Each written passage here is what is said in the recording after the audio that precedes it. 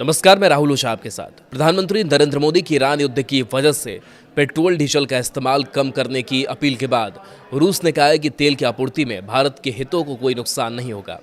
14-15 मई को दिल्ली में होने वाले ब्रिक्स विदेश मंत्रियों के सम्मेलन में शामिल होने से पहले आरटी इंडिया को दिए गए एक इंटरव्यू में रूसी विदेश मंत्री लावरोव ने यह कहा। पीएम मोदी ने 10 मई को ईरान युद्ध का हवाला देते हुए पेट्रोल डीजल के साथ ही खाद्य तेल का भी उपयोग कम करने और सोना कम खरीदने की अपील की थी। प्रधानमंत्री ने कहा था, भारत की इंपोर्ट का बहुत बड़ा हिस्सा क्रूड ऑयल है और दुर्भाग्य से जिस क्षेत्र से दुनिया के बड़े हिस्से को तेल मिलता है, आज वही क्षेत्र संघर्ष और युद्ध में उलझा हुआ है। इसलिए जब तक हालात सामान्य नहीं होते, हम सबको मिलकर छोटे छोटे संकल्प लेने होंगे। भारत अपनी कुल ज़रूरतों का लगभग 90% तेल आयात करता है। यूक्रेन युद्ध के बाद भारत ने रूस से भारी मात्रा में रियायती तेल खरीदना शुरू किया था, जिससे भारत के कुल आयात में रूस की हिस्सेदारी बढ़ती चली गई।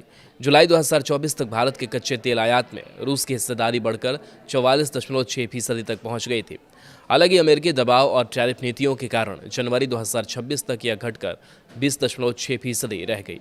भारत में ब्रिक्स विदेश मंत्रियों के सम्मेलन में शामिल होने से पहले रूसी विदेश मंत्री सर्गेई लावरोव ने आरटी इंडिया को दिए इंटरव्यू में भारत और रूस के संबंधों को लेकर खुलकर बात की।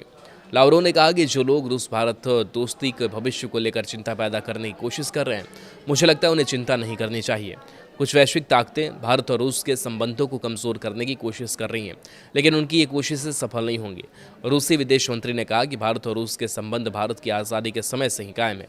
उन्होंने कहा, भारत की आज़ादी के बाद लंबे समय तक कोई भी पश्चिमी देश भारत की सैन्य क्षमता विकसित करने में मदद करने के लिए तैयार नहीं था। रूस ने भारत को न सिर्फ हथियार उपलब्ध कराए, बल्कि कई तरह के हथियारों के उत्पादन के लिए भी तकनीक भी साझा की है।